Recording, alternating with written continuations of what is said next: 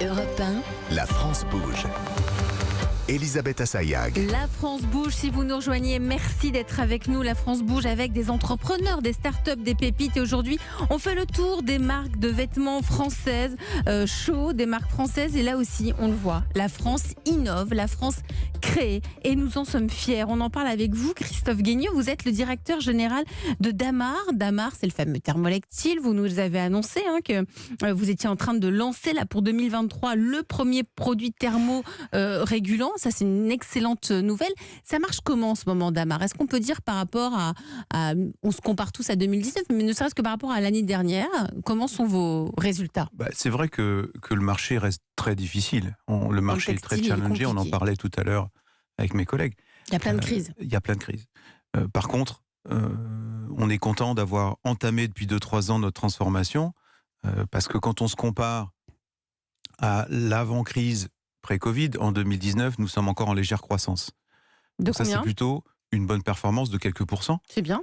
Dans un marché qui continue de décroître. Donc, nous sommes particulièrement fiers, et ça, c'est grâce à l'engagement de nos équipes. Je vous parlais de l'engagement d'une entreprise familiale. On reparlera tout à l'heure peut-être. Elle est familiale encore.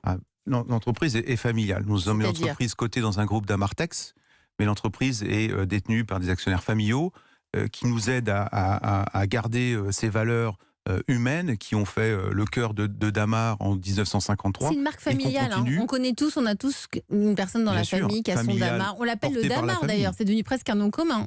T'as ton Damar.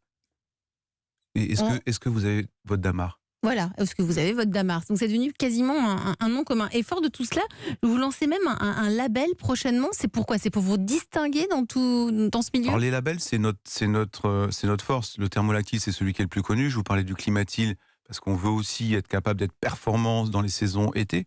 Et on a aussi tout un travail qui est l'axe de renouvellement de Damar autour de la RSE, d'avoir une marque de mode durable, même si c'est dans les gènes de Damar, de faire des produits qui durent et d'avoir une mode qui soit plus intemporelle. Donc déjà, on est clairement dans l'air du temps. Donc c'est quoi ce label? Il s'appelle comment? Ça s'appelle Recylactyle. Recylactyle. Alors ça reste encore sur quelques produits, mais en fait on s'est aperçu que dans l'usine on avait des chutes de thermolactyle et on s'est posé la question avec les industriels du Nord. Je vous parlais tout à l'heure du centre d'innovation textile européen, le CETI, et on est en train de travailler. On a déjà développé un nouveau produit, une couette, qui sera faite à 100% à base de chute de thermolactyle.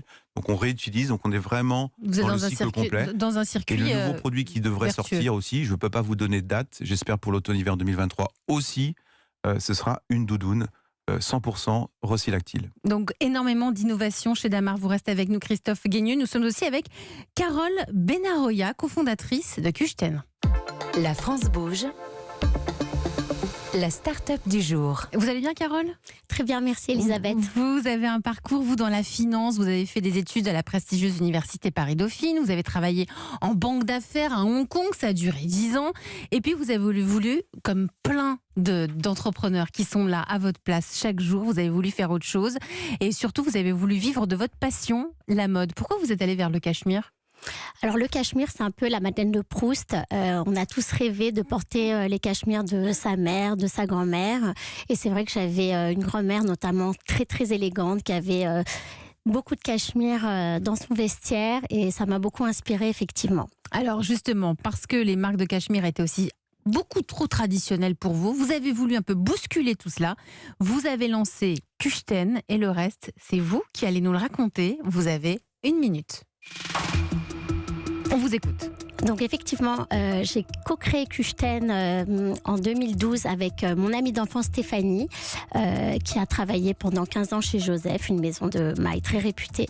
Donc Stéphanie et moi, c'est l'association de l'amour, de la mode, des belles choses et du voyage également, parce que Kuchten, c'est une inspiration au voyage. Donc nous avons décidé de créer cette maison de mode complètement dédiée au cachemire, avec pour ambition donc de bousculer les codes du cachemire Cachemire qui était effectivement un côté très poussiéreux.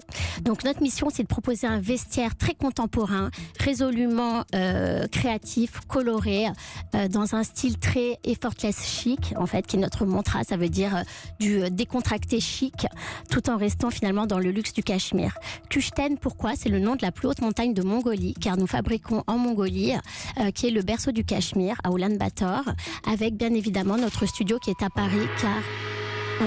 Allez-y, terminez votre phrase quand car même. la femme Küşten est une femme résolument moderne, urbaine, avec un style très parisien. Donc merci Carole Benaroya pour votre marque, cofondatrice de Küşten. Vous nous avez dit dans votre pitch que tout était fabriqué, le Küşten, enfin le Cachemire vient de Mongolie, d'où le nom de Küşten.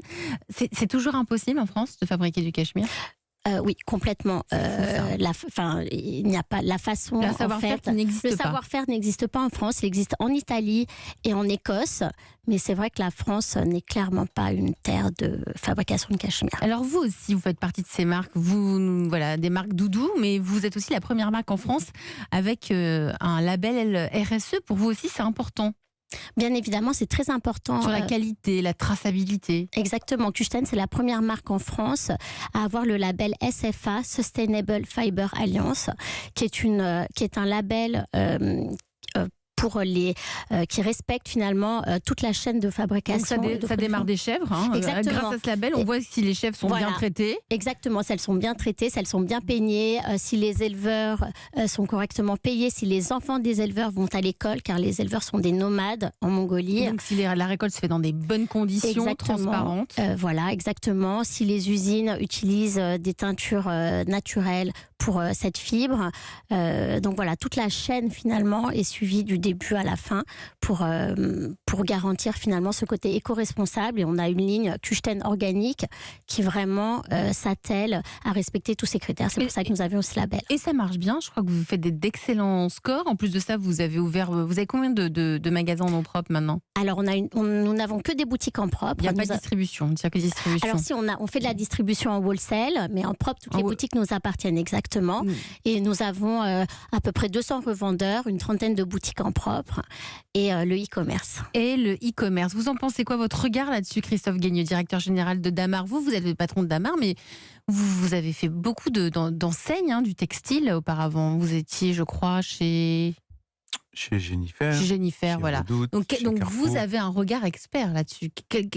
Qu'en pensez-vous de Küşten ? C'est difficile de se qualifier en tant qu'expert, mais en tout cas, ce que je trouve assez remarquable et qui résonne avec ce qu'on fait chez Damar, c'est aussi le côté intergénérationnel et de transmission du Cachemire. Et donc, je trouve ça particulièrement intéressant. Et puis aussi la capacité à désaisonnaliser aussi le Cachemire. Oui, c'est ça. Et tout le travail qui est fait autour de ça. C'est intéressant ce que vous dites, ce côté de désaisonnalité, c'est-à-dire que que ce soit vous chez Damar ou vous Küşten pour les cachemires, finalement ce que vous nous dites c'est qu'on peut en porter toute l'année. Alors, on peut en porter toute l'année, bien que j'ai très chaud là dans le studio. Oui, il fait un peu chaud dans le studio, c'est vrai. C'est censé avoir des vertus effectivement thermorégulatrices, le cachemire, mais c'est vrai que on va avoir effectivement plusieurs épaisseurs de cachemire, le nombre de fils, la jauge, etc. Et c'est vrai que de plus en plus, on va essayer de désaisonnaliser notre business pour vendre du cachemire en toute saison. On a toujours besoin d'un petit cachemire en été, en fin de journée, le matin ou autre. Carole, votre entreprise dans 5 ans, vous la voyez comment ? Je la vois à l'international et je la vois finalement transmettre les valeurs qu'on veut donner finalement.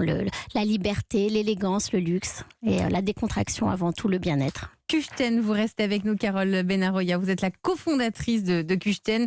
Christophe Gueigneux, vous restez aussi avec nous, directeur général de Damar. On va aller vers la pépite du jour, en route pour les trophées européens de l'avenir. On va rester dans cet univers des accessoires chauds et utiles avec une fabricante de collants. Mais attention, pas n'importe lesquels. Il s'appelle Yad. 13h29 sur Europe 1, des collants élégants et leur promesse c'est d'être 10 fois plus résistants que des collants classiques. A tout de suite pour les découvrir. Elisabeth Assayag sur Europe 1.